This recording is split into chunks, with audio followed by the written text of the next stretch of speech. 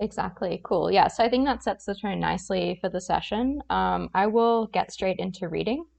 I've linked the Notion document in the channel. You should find it if you scroll up. I can link it again if anyone can't find it. But yeah, so the first excerpts are coming from a Medium article called The Future of Work, and it's going to be focusing to start on these kind of new X to earn models. So I'll start to read now. Capital to earn models have been around since the day Bitcoin was launched. In proof of work protocols like Bitcoin and Ethereum, anyone can deploy capital to hardware and electricity to mine blocks and begin earning. More recently, there have been numerous options to engage in liquidity mining and yield farming, which involves deploying capital to, say, a lending protocol or a decentralized trading venue in order to begin earning. These have historically been the dominant sources for earnings within the crypto economy, and they will continue to grow. Labor to earn models, on the other hand, leverage new coordination mechanisms to convert human input to capital. This means that earning opportunities are available to a much wider swath of people. It is the democratization of economic empowerment on a scale we have not previously witnessed. So I think I'll just like stop there after this short introductory bit. Yeah, as you can see, it's like describing this as very empowering. I mean, maybe we could start like just kick the discussion off a little bit already. I'm wondering, in the crypto leftist server, is like labor a big topic for you guys, or is it kind of something that you've talked about in your discussions around Web3, or like what is the kind of the status of this discussion for you, would you say? Um, I mean, from at least from what I've noticed, and somebody can chime in if they've had conversations about it, but it hasn't been like as big of a thing as maybe um, it start it like should be starting to now, just because how much like the crypto space has sort of evolved, I think, pretty quickly. Because indeed, the way that he starts is capital to earn has been around as was like first, and that's true. That in like the crypto world, the most way that people were thinking about earning crypto was like buying it or staking it or some type of like interest generating type of scheme. So I think like this labor to earn thing, or like actually working to earn, is sort of new. So it hasn't been around in discussions too much from what I've seen. I think what mostly people have been interested in is more like what are alternative forms of labor when it comes to, if you're working in a DAO, for example. Right. Yeah, that makes sense. It seems like DAOs are very prevalent, like in my experience of like this discussion as well. But and we'll get more specifically into DAOs in the like later part of this session. I think it's like really funny the way that it's like labor to earn models as like a new thing, but we were just saying like how you would describe your normal job as like work to earn, like labor to earn models that is like Yeah, literally yeah. just working. So it's like it's super weird to see it from this very like defamiliarized perspective, I guess. Um, And like as if it's like a brand new wonderful thing, yeah, like kind of like it's actually they just figured it out. right. It's as old as time. It's like working for payment. So I guess if they want to call it new, that's fine. I did put this graphic at the top of the reading, which I found like as an interesting way to kind of capture. Also, like it has a bit weird energy. It's I don't know if people can see it. Maybe I'll like link the tweet as well. Um, but Venture it this contributor. venture Yeah. contributor thing, as opposed to like contributing capital, it's like not everyone has capital. Everyone has like a physical body and time, like limited in some ways that like they can contribute labor. So it's just this kind of way that, and that is like I guess what the author is calling empowering. It's like you can work, and that is empowering, and like you don't just need to have capital to get involved. And I feel like this concept of the venture contributor, which I will link. Oh, you already pasted it. That's great. Yeah, I just took a screenshot. Um, Right, but, so like the it's thing is, yeah. for me, I was just gonna say that to me, there's like a tiny bit of truth to it in the sense that like Hmm. you invest your labor, you invest your time, as opposed to, I guess, if we're thinking like in Marxist terms, like a capitalist invests their capital for making money. But it's really it's strange that it's using this like I guess financialized language to sort of talk about labor. Right. It's like, I mean, it's interesting and we'll see the consequences of it, but like it's putting labor in this context of risk. Like if you're a venture contributor or if you're like Yeah. participating in these new working opportunities, like, you're gonna, the idea is that you benefit from like putting that risk in and then you'll get rewarded later if you're lucky, but like you don't need any of the like securities or like conditions that are part of yeah, I guess like what workers movements have been fighting for a long time. So it's like Mhm. weird, or it just seems like, and this is something I guess that will come up in our discussion, but like there is a lot of opportunity for people to get exploited or mistreated, etc. Yeah, I would love to say like I'm a venture laborer instead of a venture capitalist or Yeah, something. exactly. Yeah, it's like a weird euphemistic and like simultaneously really bleak way to frame, yeah, the way that you participate with your labor, but it's interesting. Um, and so Brian is also saying that's how Red Antler would often do branding for direct to consumer brands. So you get equity as pay. Yeah, I guess there are like kind of similar analogs or like different ways to get paid in this more financialized way, like stock options and stuff like that. But like, yeah, so that's good. We can also think about like what are models that you could compare. Marceline is also saying, perhaps this is stating obvious, but this conversation immediately begs the question of, while labor to earn is inherently more democratized as a pathway, given our current situation, are these systems or technologies recreating the current situation where capital to earn is much more profitable and requires much less, almost to no time? So it's the more attractive model from a game theory standpoint. Yeah, that's a good point. I mean, Marceline, did you want to switch on your mic and just like expand on this a little bit? Sure. Yeah, I mean, I guess like that's something that I've kind of found interesting as I've been diving into these various models just in my own time is that the kind of capital to earn model of like, for example, like bonding assets to a liquidity pool and just making money for doing nothing. Um, just seems like a like it how do I put this? It's like it's like the much more attractive mechanism for sustaining a livelihood is doing nothing as opposed to having to be at a place at a certain time or like contribute some amount of your time and effort to a thing. Like obviously if you love what you do, then that kind of gets sublimated to a degree, you know?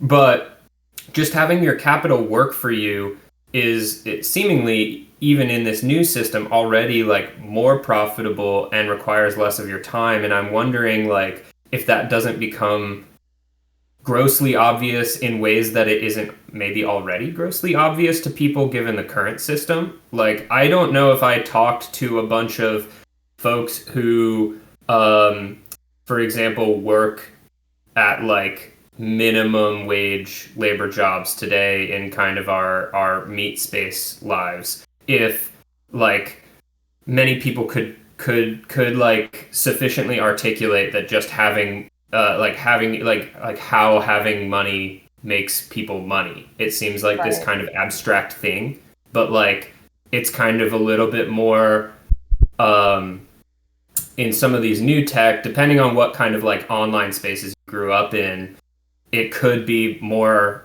um, intuitive, like how money makes money, you know? Mm.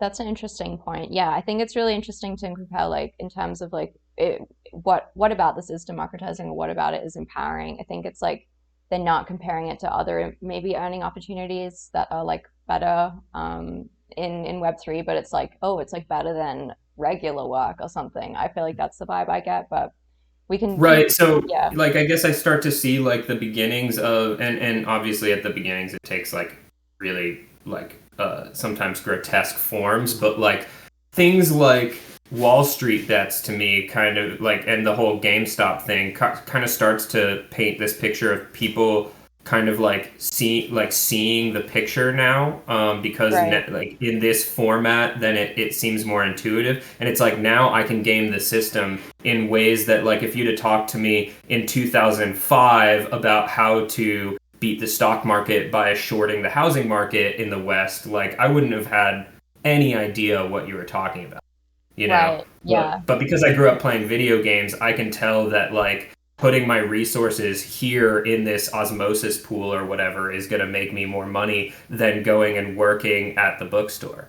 Right. You know? That's interesting. I mean, let's come back to this. I feel like there is a question of information asymmetry around like what labor opportunities you can find.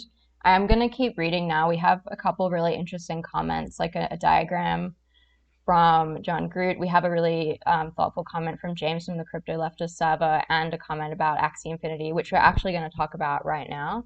So I have the feeling like this is going to be a really involved discussion. So I'm gonna keep it moving so we have as much time for that as possible.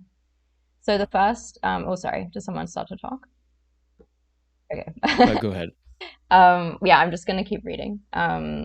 So the first like X to earn model that we're talking about is this play to earn one, and it's like using Axie as an example. So play to earn. Axie Infinity is a play to earn game that has proven to be the breakout of the year, not just in gaming, but in crypto generally. The key feature is that players own the game. They own the board, Lunacia, they own the characters, Axies, they own the ability to create new characters by breeding, and they own the in-game currencies, SLP and AXS. It is as much an economy as a game. Players can earn the in-game currencies by playing, which is a model that has been around for years. However, unlike in-game currencies of the past, Axie's in-game currencies can be exchanged for real-world fiat currencies. Earning rates vary by skill and how much time you put in, but can reach hundreds of dollars per day for top players. In many parts of the world, that dominates other earning opportunities. One thing to understand about user growth for play-to-earn games like Axie is that while people enjoy playing them, they don't have to be more fun than games like Fortnite to attract new users. They only have to be more fun than work. That's a pretty low bar for adoption. As a result, user growth is exploding. The play-to-earn revolution is in its infancy, and it will be a meaningful part of the future of work for emerging and frontier markets. There are also avenues for the expansion of financial services being built on top, such as yield guild games. And I think to start off our discussion on this, I actually want to come back to James's comment. James, did you want to like actually say this out loud, this point about the people with excess labor, and because I feel like there's a connection here. If you just want to like present that comment to everyone. Sure. Yeah, I had said that with this venture contributor model, there's not much existing to support people who do this with their material needs or whatever like what a job does for a person, and you would kind of need either capital to support you, or you're doing this on top of a full-time job, or you have some kind of intergenerational wealth. And I think what TBS said after that it reflects a lot of people working in DAOs in Web3. Yeah, that's a big problem with the ecosystem. It's being built by people who already have capital and intergenerational wealth, and these decisions are being made by people our society already is disproportionately favored, and we could be building an ecosystem to like re-entrench those economic stratifications across different race, gender, just different kinds of things like that. Yeah, this is a really interesting point, and I think like it also applies globally. So something that people are just saying that the volume is a bit low, but we can't really control it seems normal to me. So, and we don't have control over the volume, so I don't know. Check your settings, everyone. Cool. Yeah, it's fine. I heard James's voice fine, and we've got the recording, so if anything's like not so audible, we can definitely go back. But yeah, so James basically just reiterated the comment that was shared, and I think like this is really interesting with Axie, where what this is kind of euphemistically or like vaguely put in the text. So it's saying in many parts of the world that it dominates other earning opportunities. And I think if I recall correctly, it's like most Axie players are based in global South countries. Can anyone confirm that for me? Like where it's like saying that, yeah, Arthur says yes. So this is I think like it's the Philippines. Philippines, yeah, right. So that's a really interesting phenomenon. It's also like, yeah, it's a meaningful part of the future of work for emerging and frontier markets, which is kind of also saying basically the same thing in a different way. But I think this is kind of like another way where it's like these working opportunities are only viable because they're like a tiny bit better than the conditions that you're already in, or like that you have a low living cost. And like it seems really like Mhm. in the way that crypto reinforces these like inequality and existing divisions, like also this kind of like between core and periphery countries, I guess. And like that is kind of what I'm seeing when we like zoom out of the play to earn model. Does anyone want to like build on that or share other reflections on this? And for me, it's one of the more dystopic models to think about, like working. I mean, it's sort of like um, that quote is like all the smartest people from my class are working in advertising or something like that. And then just imagining that phrase, but except working in advertising, it's like playing Axie Infinity or whatever, or like finding what is the next like blockchain game to play so that they can continue living or whatever. Right. Yeah, I Or like, think or maybe next it'll be all the smartest people are owning land in the metaverse or something. yeah, exactly. The greatest minds of our generation or whatever. Um, we have some questions and comments. So Arthur said this is like the situation with Axie and PlaytoEarn generally as a result of purchasing power parity and extreme situation COVID. That's interesting. I hadn't thought about the impact of COVID, but like, yeah, you have to see labor markets in these places in that context. And past math from the crypto leftist server is asking, what is the value that the labor of playing is generating? The game is more fun to play if people are playing it, or are they served ads or something? Yeah, does is anyone able to explain like how do they actually make like money in this, or like what is the value add, like how, if we just like think about this as labor, um how would you explain that? I'm going to copy paste from the article an explanation, or like which has like an example of like milking a cow or something, so maybe that makes it more clear. um My interpretation is that there is a shared pool of money that is accumulated via transactions within the Axis network, and any uh like I mean it's like blockchain transactions, so it's any change to your account basically involves some sort of transaction fee, and then that pool of money is rewarded to people that stake within the ecosystem, so like players that stake. And then you also gain, like I think that there's resources that are like technically minted when you play the game itself, which is what you can then sell, which is another transaction, and kind of like profit from that. But this is like my cursory understanding. I haven't actually participated in this stuff, so there might be right, other people that know better. that seems like a good like way to get into it. I mean, maybe I should just briefly read out loud how the article explains it. Do you think that's worth it, or what do people reckon? Should we go more into like how money is actually made? Um,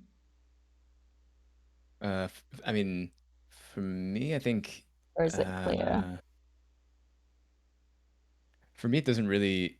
The specifics are something that like it's like I don't really even want to know the specifics of it because of how like depressing I feel like it would be if I found out. But it is one of those projects that like I've personally just like felt very sad every time I read about it. Right. Yeah, it's intense. Yeah, I mean, I think maybe we should hang on. There's also a question that I wanted to share as well. So Specs from the Crypto Leftist server is asking, are there DAOs for communities participating in play to earn, like where people get a sort of UBI or other supports? In the US, a massive barrier to people leaving their traditional jobs is the healthcare link to it. Are there efforts towards this in and or outside of play to earn?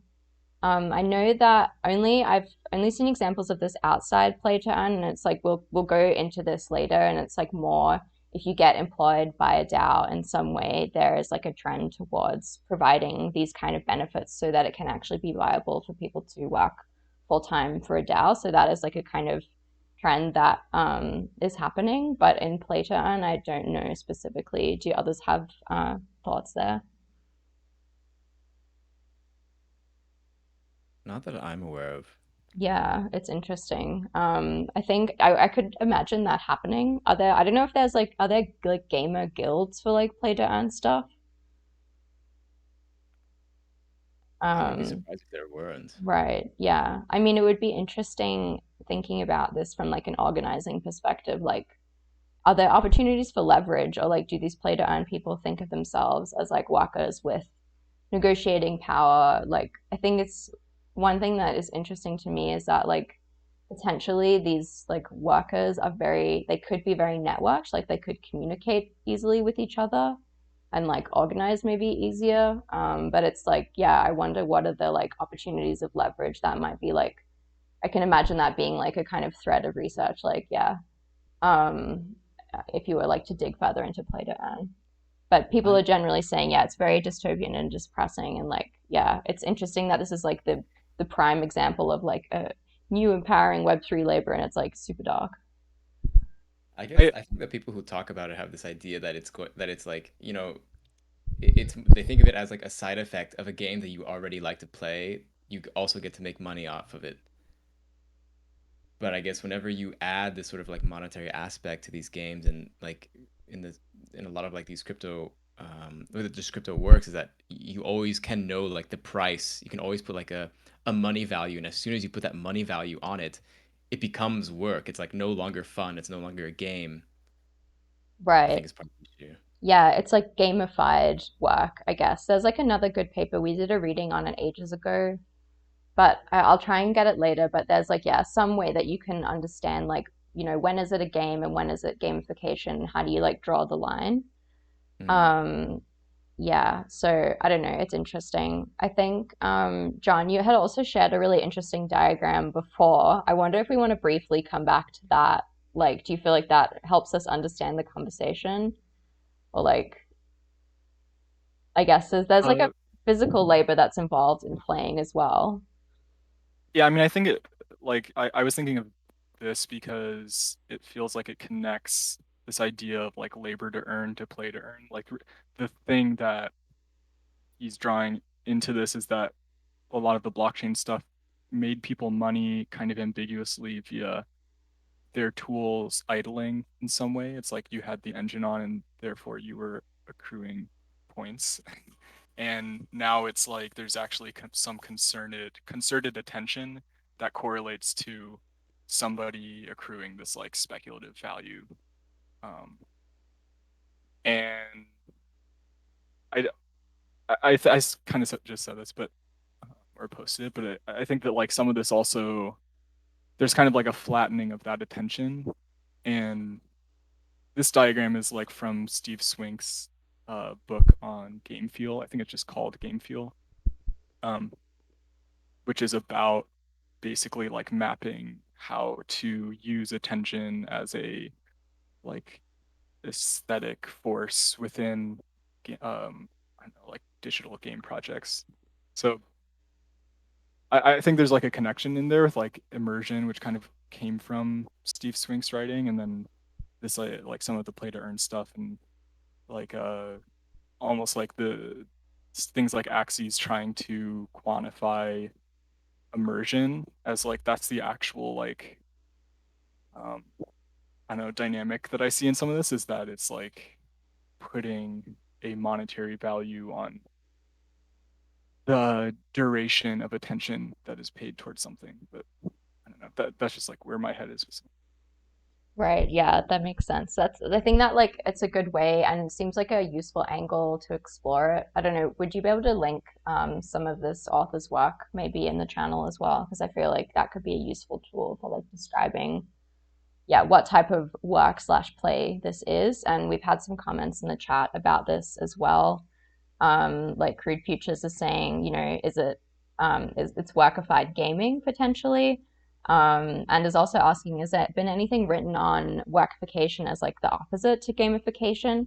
And I think that's a good point, like that, these processes are like happening in the opposite direction. Bunker is sharing a link to PlayDoh, which is like a classic kind of this hybrid concept. We've talked about this a lot in the Trust server. So it seems like there are a lot of interesting threads, or I guess existing fields of research, if people want to like set up some kind of, yeah, further investigation into this. Could be like a cool cross Discord working group or something, like, I don't know. I would be cool, like keen to pursue this further. Mm. we did have that idea earlier about thinking about having maybe a channel dedicated for just like labor, uh, like things related to labor in Web3 and DAOs. Right. Yeah. I still think that would be Interesting. cool. Like, yeah, we could do more reading groups like this, essentially. I feel like these two servers are really well placed to dig into this topic. And like the Mm. discussion we're having is already proving that for me. So, yeah, if people are interested in follow-ups, maybe just like post a message in the portal channel if you'd be like down to join another similar group to this one. Maybe, yeah, in a month or so. We could definitely set that up. Um, I I'm noticing that we're halfway through the session, so I'm wondering if I should jump ahead to the part where we talk more about like the article calls it participate to earn, and it's going more into this like type of work that you can do in DAOs. And I think that seems to be like maybe we should dig more into that, and then if we have time, we can go back to the other like types of to earn models potentially. What do you think, TBS? Would that be a good way to structure the rest of the time? Yeah, that's fine. I was saving a comment for the learn to Oh earn one. yeah. We can Well, skip ahead. It's let's fine. let's do let's do learn to earn. I think I'll skip judge to earn and we can like come back to that briefly maybe. But yeah, I think learn to earn, that's like another big one, especially with rabbit hole, which is like the example in the text. So yeah, I'll Yeah. read this now. Learn to earn. The model for education has been predominantly pay to learn. Students, taxpayers, and/or donors bear the cost of education. This is even true of technical skills. For example, Microsoft charges you to get certified of their products.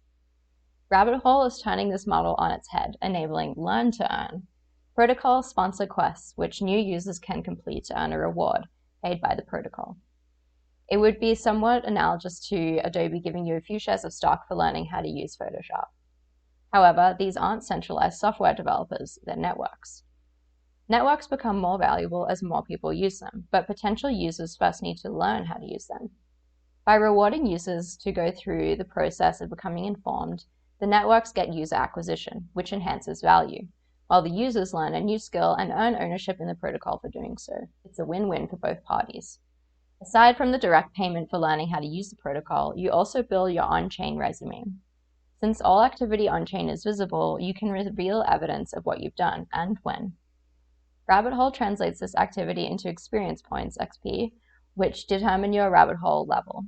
When we hired our last intern, so the author of this piece, I asked him to send me his wallet address in advance of the interview.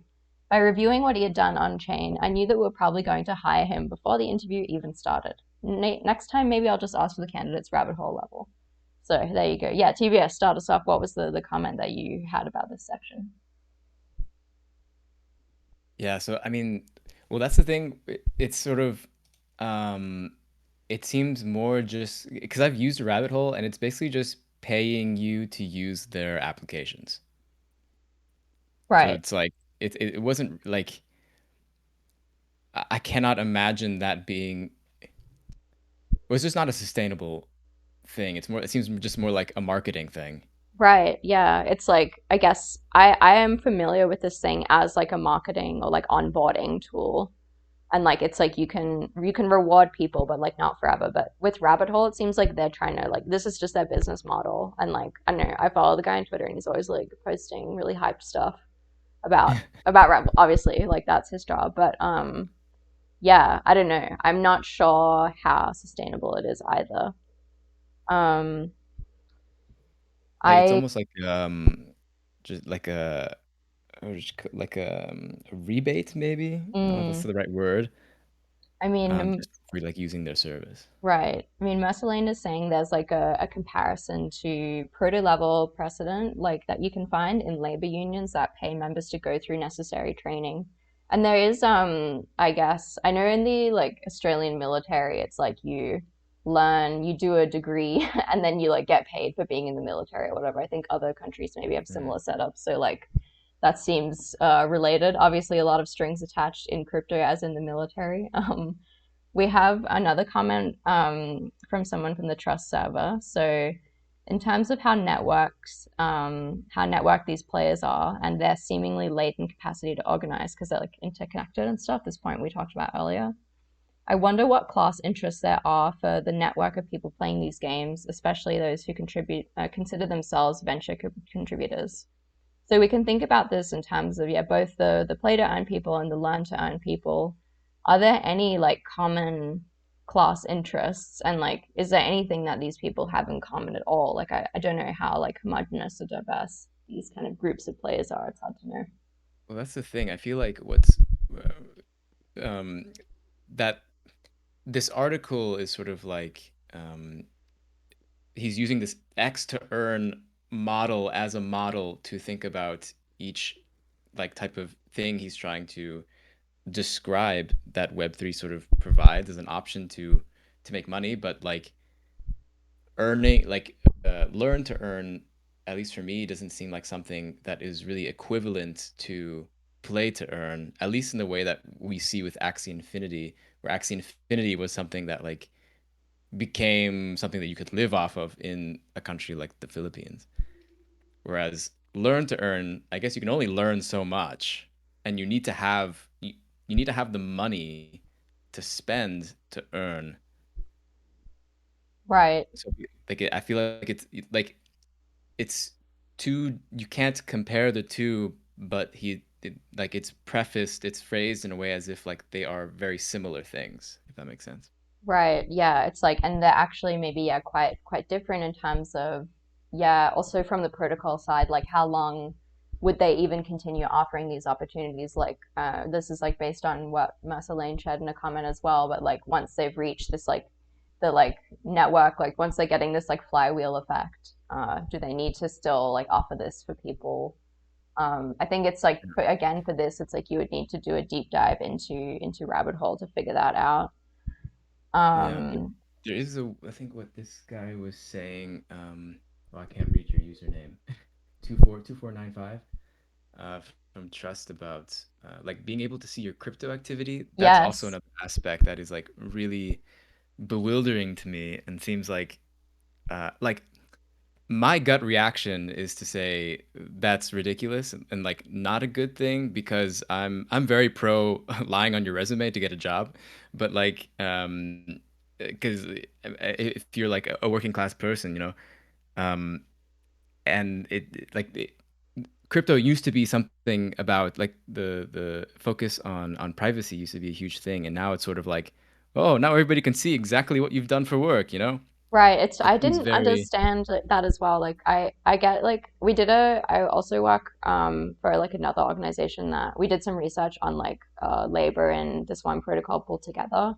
And it was weird because they talked a lot about how people who had like contributed voluntarily to pull together, they used their like on-chain experience or like POAPs as like proof of participation, and that became their resume, and they just like apply like that's how they got then full-time jobs in the ecosystem. And so like yeah, I don't know. It's like a really weird like how quickly that switched over. Like this is just you don't really need a traditional resume anymore, it seems like. It seems more like a virtue signal that you are into Web3.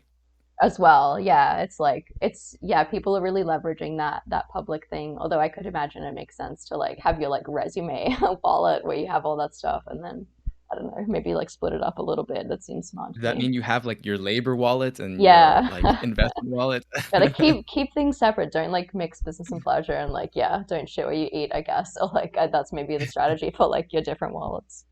Um, cool. All right, yeah, that was interesting. That was definitely worth talking about. I'm gonna like go to that rabbit hole Twitter guys like thing and see try and figure out like what that's about. Because yeah, I also don't understand what is the long-term model. We have a couple comments on in the chat that I'm just gonna go back through. So just right now from James. I'm not sure if this is a reply to like an earlier comment. Yeah. So James, you said that a small problem I take with it analogous to Adobe giving you a few shares of stock for learning how to use Photoshop. So working for speculative assets in general is not a good basis for developing a fairer economy. Yeah, I think we definitely all agree with that. It financializes education. Imagine if Photoshop was a better product, but you thought GIMP stock was a better investment. Now you've learned less a product because capital incentive perverts learning incentive. This is very true. Yeah. And you can totally see this happening with like different protocols or like that you lean on one and then it's like totally like it just like crashes or whatever, and then that's like not useful knowledge anymore. And then as a follow-up to that comment, James, you also said this is a broader issue I take with Web3 where getting paid in tokens is commonplace. Only people with significant capital reservoirs or young guys in their 20s can take on that level of risk. Older child-having people can't accept volatile tokens over a salary. Again, presents the gated entrance to Web3.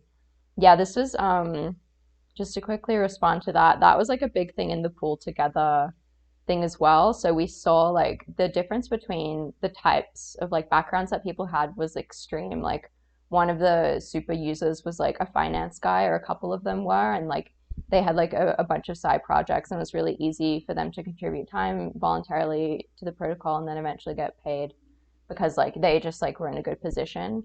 Another guy who was like ended up being like the most important person for their community was actually like nearly homeless and living out of his car for ages until like he got a full-time job at like another protocol. And so like, but he also was like, I don't have a family and I didn't have obligations. And like someone was talking about how like their wife would never let them work full-time to pull together because it's like too risky.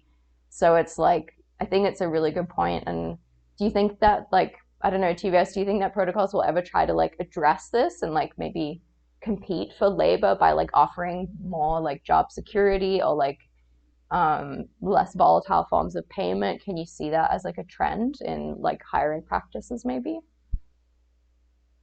I mean, I would. That's hard. I always feel weird predicting the future like that. But I Yeah. mean, I think if you have the like, I mean, for one, I think people like you are sort of competing with like a proper Web3 big company DAO is with a lot of resources is competing with like Google, Facebook, all these other big tech companies who do offer a lot of really good packages for, I mean, at least if you're a developer or whatever, and the prestige and whatnot. So I mean, they do have to compete with that. So I would think that would drive it a bit up. But then there's also like if you are a believer in crypto, uh, you maybe don't even need that much because you think the token is going to, Yeah. is going to moon. I mean, it's like that's a really good point. Like this really intense connection between like narratives and beliefs, and like how much you value your own labor and like what conditions you accept. I don't know. I had thought about that, but that's a really good point. Um, we are running out of time, so I'm gonna keep going.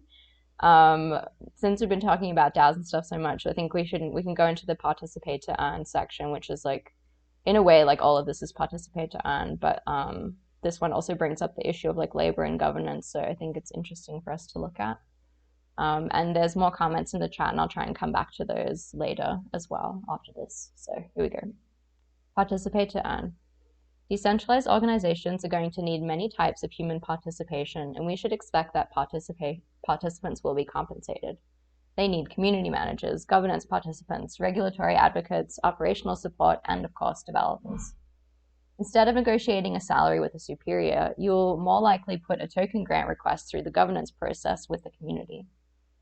The governance process itself is going to require a lot of human input. It's possible that crypto governance will dispense with the concept of elections and fixed terms in favor of dynamic proxy. In other words, I can assign my voting rights to a delegate who I believe represents my interests, but I'm free to reassign those rights to another delegate or myself at any time. These delegates or protocol politicians will eventually be a meaningful segment of the participate to earn opportunity set. Today, they are generally not compensated explicitly. For example, A16Z states that the only payment for their delegates is expense reimbursement. The accumulation of reputational capital by serving as a delegate may be compensation enough if it leads to additional opportunities to earn ex post. And so it's not unlike other types of political appointments. Direct pay is relatively small compared to earning opportunities after serving. I think I'm just going to go directly, like, so this section I'll mention one way to get paid in a DAO, which is that you go through their grants program to get paid in the tokens of the protocol. We have from another article just like an overview of the other ways that you can get paid. So I might kind of skim through this as well, before we get into the last bit of discussion. So this is like from a Bankless article, but yeah, I'll just read it out loud. DAO infrastructure is an emerging sector, and novel compensation mechanisms are a key part of it. Fortunately, over the past year or so, we've seen more tools to help compensate contributors in various ways.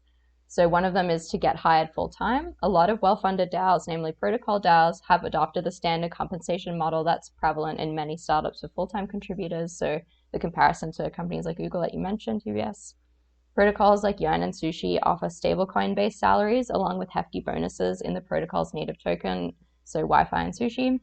I've personally seen compensation structures for core contributors that go upwards of millions of dollars per year. Coordinate. Coordinate is a Web3 native compensation tool that's spun out of the Yearn ecosystem. It's a peer assessment-based tool where contributors can allocate give tokens to their colleagues based on the amount of work they've done over some period of time. At the end of the round, users split the pool of funds pro rata based on the amount of give they receive from their peers.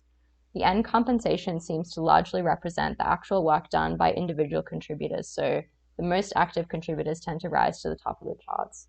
Collabland is like another tool that works similarly, and I think you can just think of this like it's referred to as like it's tipping, basically. You're tipping your fellow community members for the work that they do. Grants. So virtually every major DAO has a grants program at this point. These are often run by a small group of community elected contributors who are responsible for reviewing grant requests and allocating capital accordingly. Protocol DAOs like Compound, Uniswap, Aave, and others have massive pools of capital that they're distributing to those that can build unique products or offer valuable services on top of the protocol. And then finally, bounties. Bounties have been around the crypto ecosystem for a while, but are starting to pick up traction again due to the emergence of digital work for DAOs. Bounties typically feature discrete tasks that allow individuals, especially newer community members, to get involved and add value to the DAO in return for native token compensation. Expect bounties to become increasingly popular as the infrastructure to support them becomes more established. So that was a super quick run through of all the different compensation models. I am going to go back through the chat now and catch up on all your amazing comments. TBS, did you have any reflections on these payment modes, or just to like start the discussion off, anything you want to bring up at this point? The one, like, I think pure allocation does definitely sound dramatic. Some people were saying we were testing it out a little bit in Breadchain as just like just testing it out to see how like Coordinate works. There's something interesting about it, but indeed it is kind of weird to sort of like give points to each person. I imagine maybe there are probably limitations to it, but there's something interesting about it that is at least different than like I don't know, normal like working at a normal, I don't know, traditional corporation. I think how Coordinate could be like more easily used, that it is less intense, is to have like I was thinking sort of like a minimum viable salary that everyone gets, and then sort of anything on top of that would be like based on the Coordinate allocation of points, rather than like, you know, to think that like the only money or income that I'm going to get is purely dependent on what others think of me, could be problematic in certain ways. That's interesting. And then just the thing on the bounties, it reminds me of like what's it called?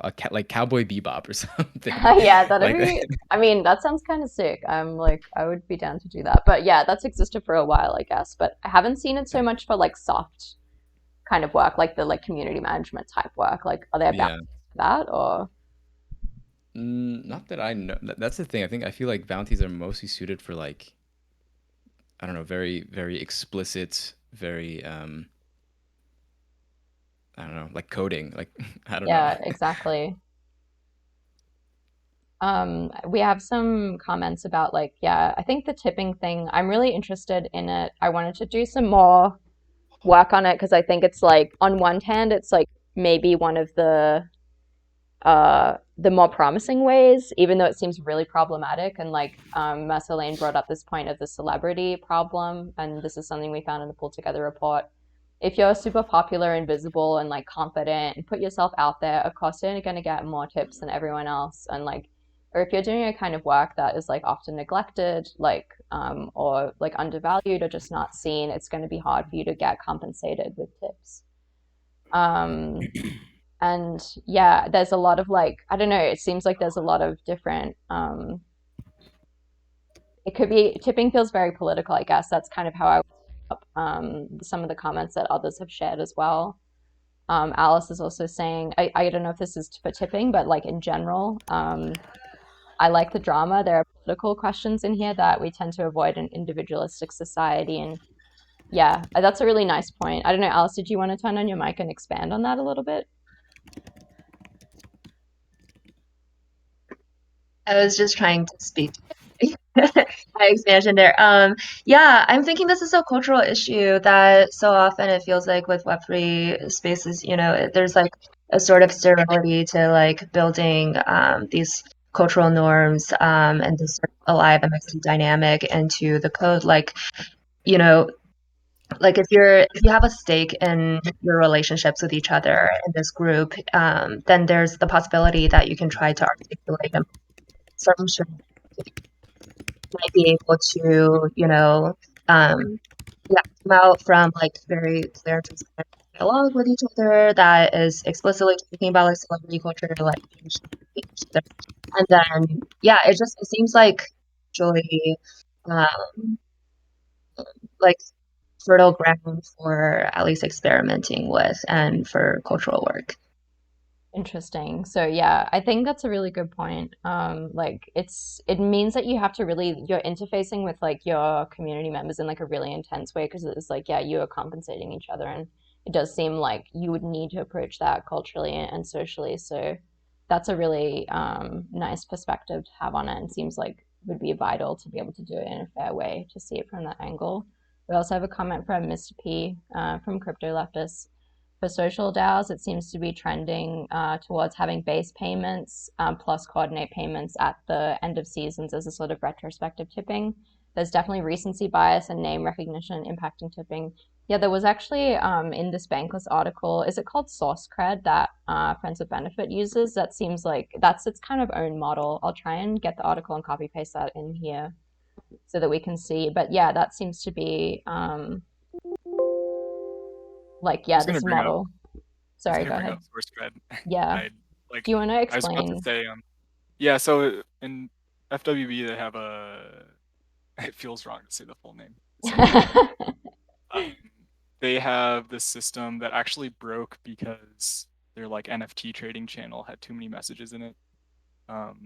And it basically at the end of like a set period of time would pay out to people on the Discord based on like how many reacts their posts got and how many posts they make, and when they reply to people, or like how many replies a post got. There is some like set of I don't know, factors that tied into like if you would reach some max allocation of tokens from a pool, and the tokens are like also in that context like access to the Discord and kind of like different tiers of stuff. So it's like the idea is that the more you participate in it, the more you have like stakes in the community.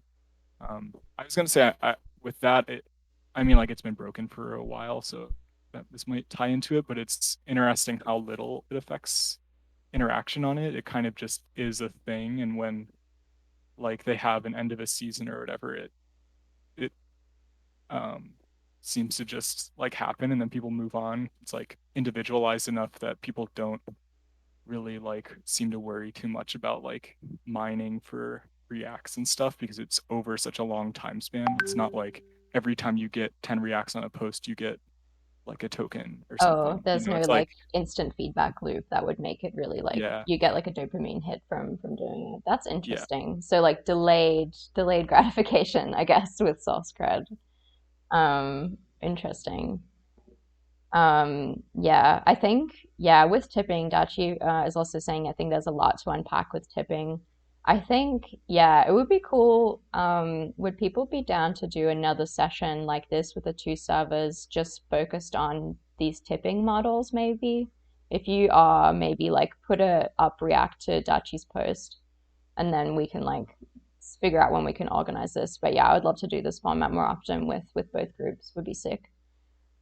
Do the reacts help or work Oh yeah, I in the forgot. I can protocol? only see them on the trust side. But yeah, maybe you can just say like yes in the channel, if you want to do another session, maybe focus on Press tipping. press F if you support, maybe. Yeah, get an F in the chat. Yeah, I think that would be cool. Nice. That's good. Yeah, I really, really want to do this again. This has been such a good session, and I feel like we have much more, like many more interesting debates to have. So this would be great. I'm just gonna go back again. Oh yeah, James also has an interesting comment. A danger to consider with tipping is avoiding ending up like the standard US waiter models where base pay is intentionally below minimum or a living wage because there's an expectation of compensation by the customer's community to compensate for ownership, taking greater profits by paying less. This is a really good point, and I can totally see that happening. That's like a really, Yeah, really helpful comparison. for sure. I mean, we're coming up to the last minutes. TBS, do you have any like final comments that you wanna share? Not to put you on the spot, but like yeah, I think we need to slowly start wrapping up this session. But we'll all get to talk to each other again soon, so stay tuned for that. No, I mean, yeah, thanks a lot for everybody for coming. More people than I thought was did come. So it was really cool to see, and there was a lot of good discussions had. Uh, I like really right now what I'm thinking is that we are really, really like at the beginning of thinking about what a labor movement looks like for how the world seems to be moving, or how this particular niche of technological space is sort of like moving towards.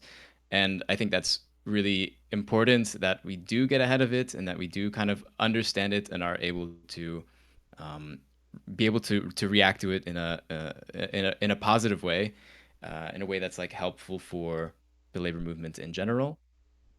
Um, so yeah, thank you guys. You guys are a part of history, I would say. Yes, let's continue being that. I think we have a lot more to talk about. I guess TBS we'll just like coordinate together and figure out when we can find another time that's good for both servers. And yeah, thank you so much everyone from Trust and everyone from the Crypto Leftist server for joining and like all your amazing contributions. Really, really thoughtful of bringing in so many different threads, knowledge that you all have. So I'm really looking forward to the next one. And I'll share the recording. Otherwise, yeah, have a good rest of the week, everyone. Awesome. Thank you guys. Bye.